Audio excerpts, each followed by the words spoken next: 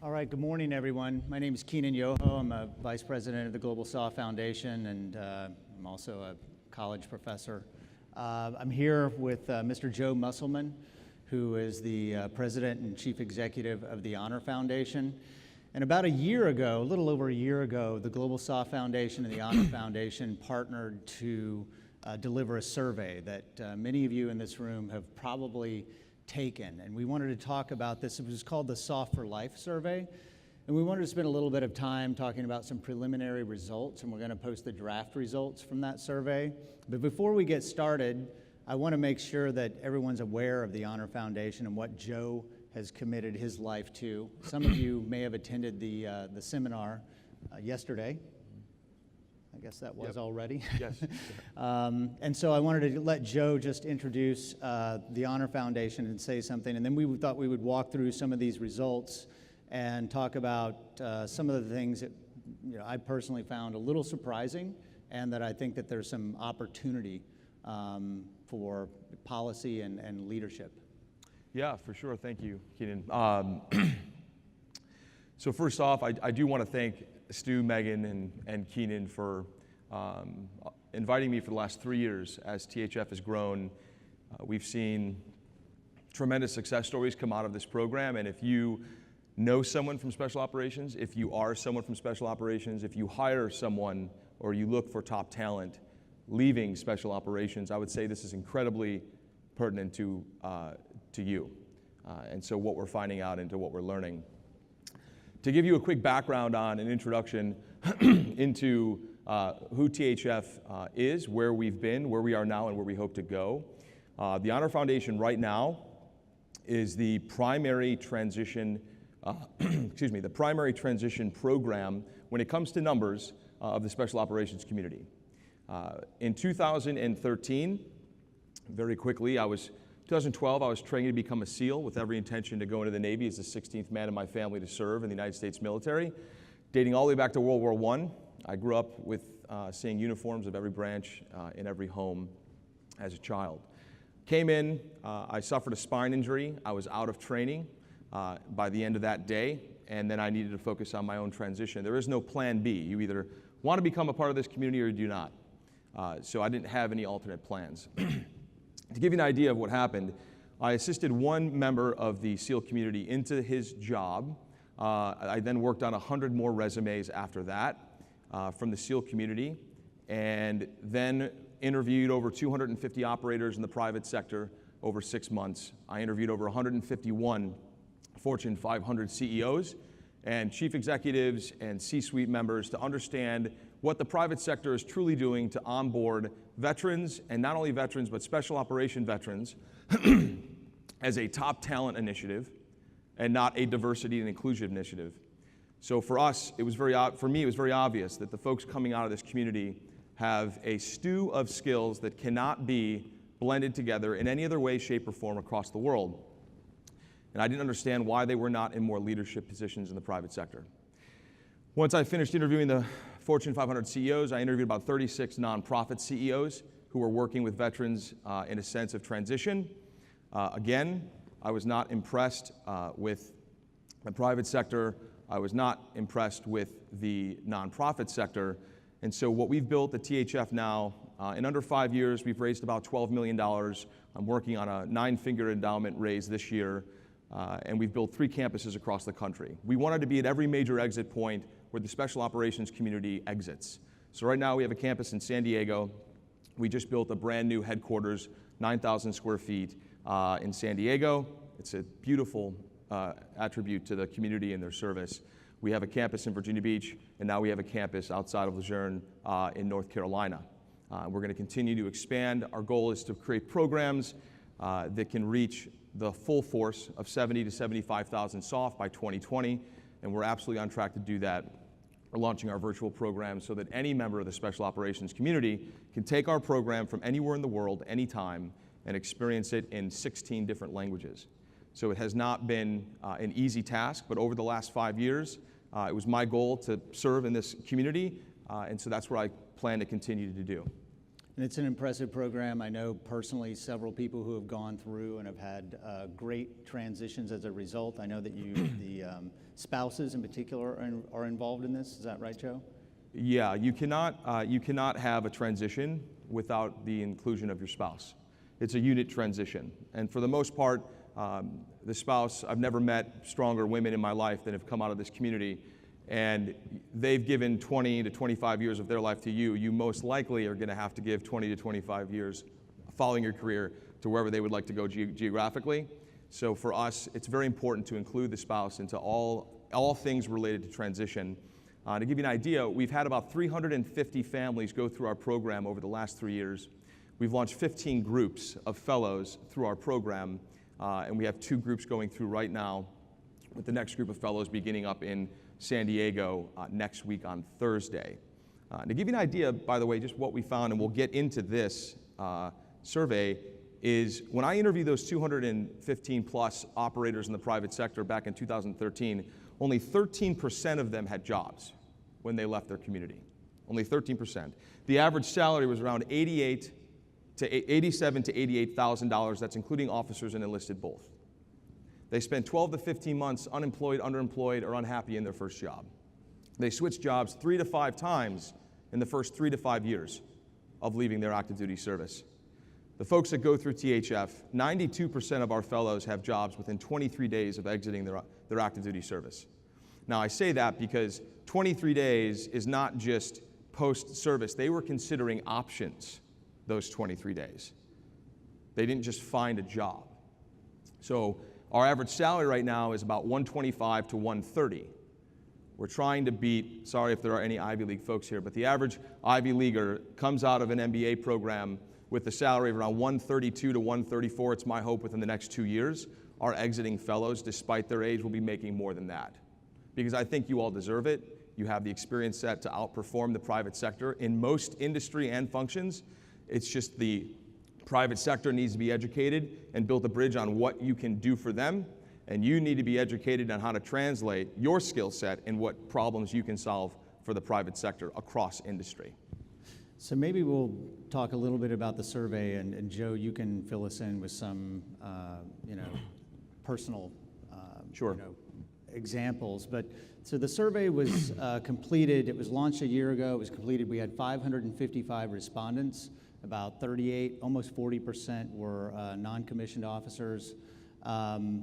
As part of this, the questions were really focused on transition around health, around preparation, that's right to your resume and translating your military skills. Also financial preparedness. We also asked people about whether or not they experience anxiety as part of their separation. And so we thought we would just talk about a few of these things today. One of the questions was just how far in advance of your separation from military service did you prepare for your transition? And 5% of the 555 did no planning. And then about 46% spent 6 months or less, and there were just 13% that were in the 18-month window, and 36% that were kind of in that 10 to 18 months. This is significant just because of the kind of planning that you need to do just for medical separation, because appointments sometimes take longer, but also just for preparing yourself. So what does this kind of look like what you're seeing with the Honor Foundation, or does it? So we have the opportunity at THF to do we give our fellows a battery of assessments. We really want to know where they stand the moment they come into our program, because they're immediately assigned an executive coach. We want that coach to be fully informed of their situation. We promote and market consistently that if you're not planning between 12 and 18 months out from your separation, you are also planning for failure. That is just a fact. So what I would say about this statistic is this is startling in itself. If this doesn't motivate some people to get moving on their transition, I don't know what will, because nearly 50% of these people are barely within the time frame, and most are not within the time frame of preparing themselves and their families for success. At THF, what we're seeing is it gets a little bit fatter towards the 1 to 3 months and the 4 to 6 months, which this is a self-report, right? So it's folks taking the survey on themselves. Now, how honest they are with themselves and with the report is up to them, but I can say this, transition is a third, a third, a third. A third of your focus and time needs to be spent on just getting out of the military. That is, especially for folks that are 20 plus years. People have injuries. People are trying to figure out how to get out of the military with the proper benefits and coverage for their family. The second third is just the financial planning aspect in here. For those of you, I'm not going to ask everyone to raise their hands, but just to have a household budget of knowing exactly what is coming in your household and what is leaving your household so you can properly negotiate your salary, no one does that. Less than 10% of our fellows do that. The last third is just the career search to figure out what we call a TLC. What teams, leadership, and culture do I belong? Where do I belong? What teams are working at companies? What does the leadership look like, and what does the culture look like inside? So that's what we're seeing. Okay, good. Let's look at another one here if we can. Let me try this one. Oh, there we go. Okay, so how many months prior to separation from service did you begin medical processing? So this one is also a little concerning. One of the questions was just, to the extent that you would agree that you're in excellent health. And most of the respondents, more than 60, about 70% said, yes, I'm in excellent health, but then a follow-on question about level of disability. More than 80% of all the respondents had some level of disability, and about half were more than 50%. So this one right here, you see 72% spent 6 months or less preparing for medical outprocessing. Yeah, you seeing this? Absolutely. Absolutely, that is exactly what we were saying. And what's interesting about this community is we have about 15 of our fellows right now in global roles. Global roles. Believe it or not, with companies like Airbnb, Nike, Patagonia, who are 100% disabled.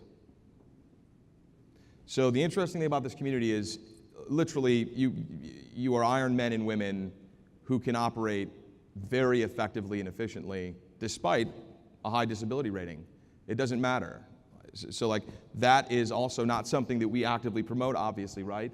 Because we know how high performing the community is once they get into a role. But we also know that this takes a lot of time and energy for you to do on the inside as you are separating. So it should be 12 months you should be starting all of your medical, 12 to 18 months. Yeah, and I'm not sure of what the exact appointment times are to get into the VA, but I know with specialists it's can be more than 2 months, more than 3 months in some cases. So starting this more than 12 months I know is really important. And it's really important not just for the service member but for their family, because a lot of these injuries that people have aren't going to come home to roost until they're 65 or older. And if you separate from the military when you're in your 50s, you're still relatively young and relatively in good shape. You may be aching and say, I don't feel so great, but 20 years from now is when a lot of that will come home to roost. And I think it's really important to make sure that you're screened and that you and your family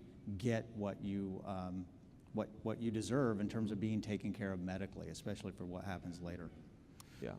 Let me just go to the next one. So this was, I experienced anxiety prior to leading up to the moment that I separated from service. And we asked this about whether or not the spouses experienced anxiety. And the majority of people did have some anxiety. A lot of it was linked to financial anxiety and what's going to happen with the job. But the spouses and the service member reporting for their spouse, it looked about the same. So this was, there was, at least people were concerned, but the planning side of it didn't necessarily match up with the level of anxiety. Do you see this as well, Joe, just in terms of? Oh, 100%. So one thing I can say about the anxiety is when I did the initial survey in 2013, nearly 90% of those that I asked would have preferred to do an additional deployment rather than transition. So some folks fear, and it's okay to talk about fear. This is something that you all have done with a tremendous amount of vigor and passion and purpose for the majority of your life. Some folks have been in the military longer than they have not been in the military in their life. It's fine to feel this type of anxiety, but name one operation that you have done in your lifetime that you did not prepare for. So why would transition be any differently than that? And one thing about the anxiety, preparation makes that go away when you feel fully prepared. And so I can say this, what are you depriving the world of by not experiencing and getting to where you belong in life sooner once you leave the military? That's the way you should be proposing that to yourself. Because the skill sets in this room, yesterday there were 20 people inside of the workshop that we did, and I had nearly 500 years of service. You do the math. 500 years of service in one room with 20 people. That is an incredible amount of experience. So don't deprive the world of what you could potentially bring it by waiting to transition because of fear or anxiety. Okay, this was some of the financial questions also. At the time of my separation from the military, I was able to go without a paycheck for the following duration of time before needing to find work or dip into savings or other investments in order to support myself and my family. So about 8% had no savings and investments, but 68% could go 6 months or less. So depending upon how long it actually takes to find that position, and depending on how much planning you're doing, the respondents here, of the 555 of you, and thank you very much for taking the survey, responded that it was 6 months or less. So one thing I would add to this is, here's an easy question that you should ask yourself and you should talk to your teammates about. Stu, Braden, and I joke about this a lot.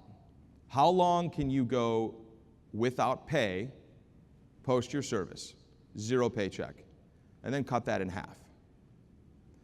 Because all types of stuff happen when you go to transition from an expense perspective that you do not plan for, that you just don't know is going to happen.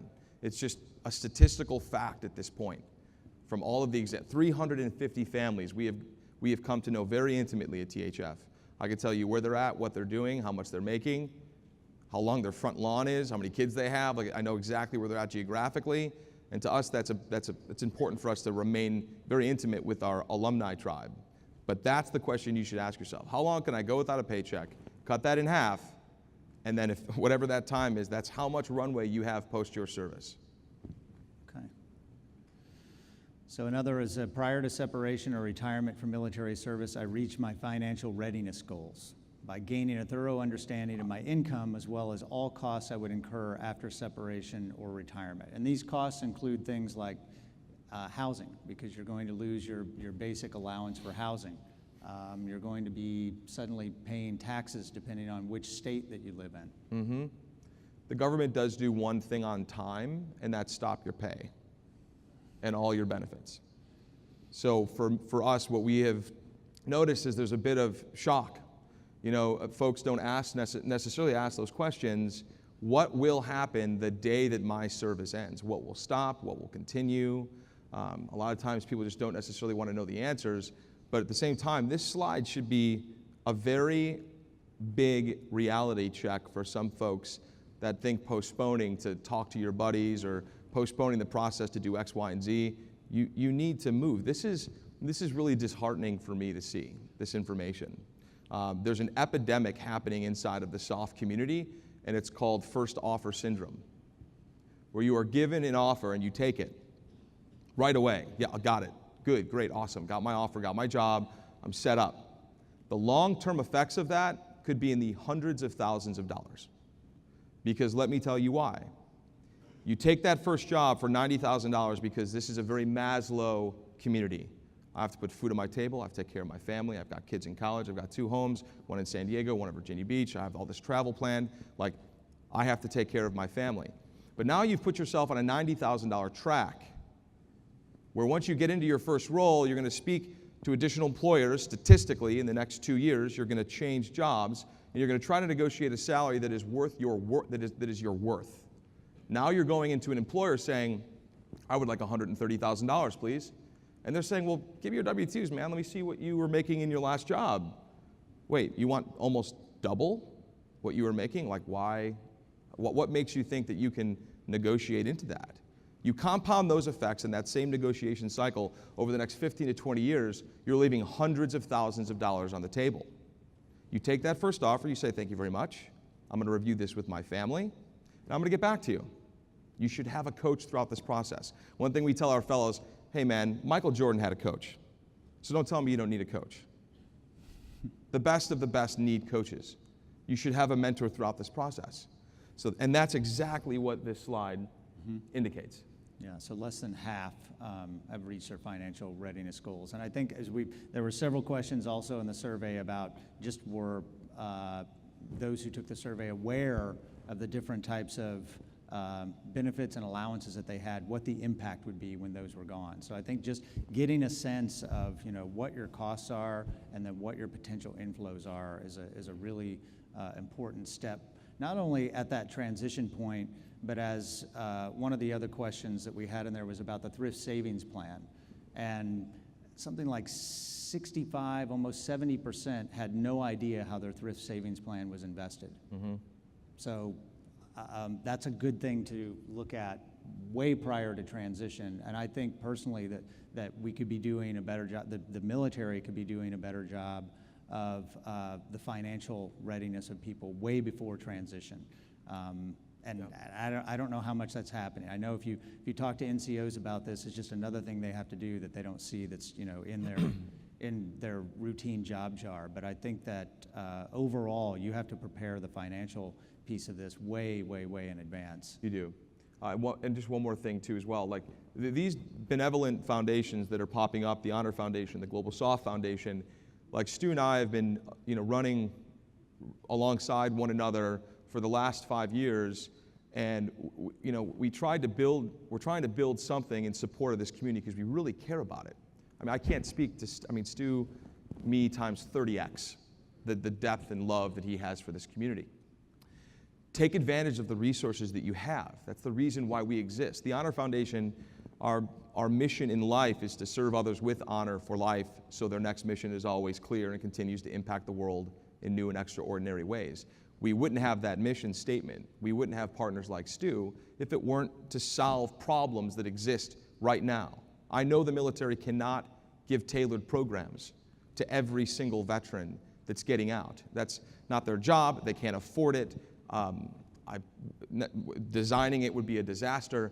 So people ask me all the time, there are 46,000 organizations in this country that are designed to transition in their mission statement and charter to transition members of the veteran community. There's 7 that have transition in their charter for the special operations community. 5 years ago, there was 1, and that was us. Now, 5 years later, we still are the only one. We've put on 7,000 hours of executive training in the last 5 years for this community. Learn about us. This is the first time that we can take applications coming from anywhere in the country for the fall course. That's really important for everyone to know about the resources that are tailored to this community, not the whole veteran community. We can't serve the whole veteran community. I want to be laser focused on the special operations community for life. That's our focus. 90% of the respondents indicated that they thought a transition assistance program just for SOF was necessary, and about 80% did not find the kind of the regular transition assistance program or TAP to be as or that valuable. So I agree. It's a special community. I think you need special programs. That's just from the outside looking in. Let me just see. I don't know if we have one more, or if we can just. I'm going to turn a question over to you, Joe. Sure. Yeah, I think that might actually be the last one. Okay, I think that is too. Okay, so I know that there were several other finance and medical questions in here. The data doesn't start to look any better than it does here. The main thing that I took away from this is just the level of preparation and readiness on the financial side. There's getting ready to transition, but well before that, just very basic things about understanding how your retirement plan is invested are really important. And if you're not doing that yourself, if you have someone who's either a professional that you've hired as a planner or someone in your family doing it, that's a really good idea. The medical side, I don't know if you can say anything else about that, Joe, in terms of what you've seen in terms of the preparation.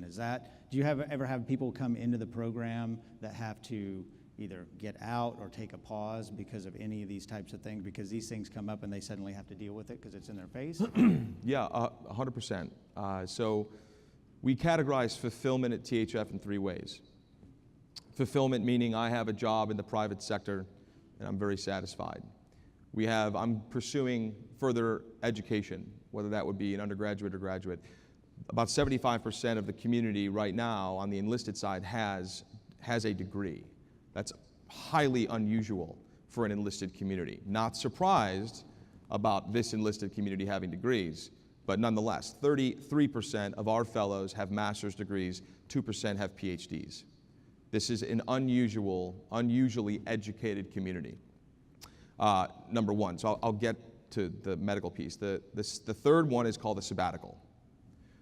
For us, fulfillment, those are the three things. What I mean by sabbatical is I've gone through, our program is 15 weeks long. It's every Tuesday and Thursday from 6 to 9. When people go through a program like that, they realize a couple things about themselves. And one thing that they're realizing is, I want to get to know my wife again. I want to get to know my kids again. I just want to be present post my transition. I'm going to take a year for me. And for us to hear an operator say that I want to take a year for me and my family and see this sense of calm come over his face, that's fulfillment. That's fulfillment. You can't make a decision under duress, at least not what's best for you and your family. So by taking a year to learn more about just the environment, especially for folks that have done 20 plus or more years, you have the time. We've only had 6 fellows leave their job in the first year. Now, I want to put that in perspective. The average veteran going into a job within the first year, 80% will leave.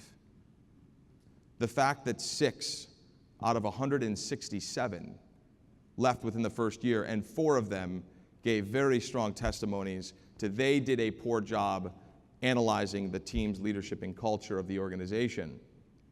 What really gives veterans, I'm saying this jokingly, I'm saying this facetiously, like what really gives veterans a traumatic shock, this is where it comes from.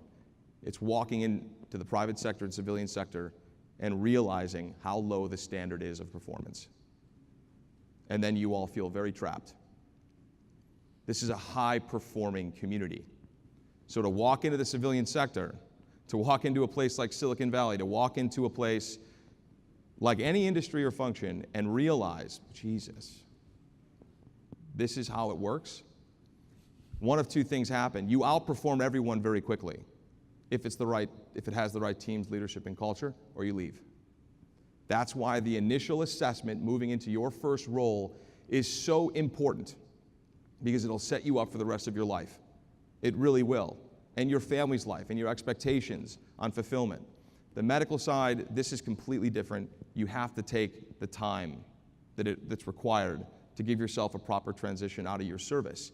But the career aspect, I can tell you this, stress, anxiety, all of that reduces significantly if you can take a deep sigh as you go through your retirement ceremony and you see your family sitting in the front row and someone comes up to you afterwards and shakes your hand and said, hey man, what's next for you? Like, what are you going to do? It's like, well, I'm going to be the VP of customer experience for XYZ company, and I'm really excited about it. I've been talking to him for 10 months.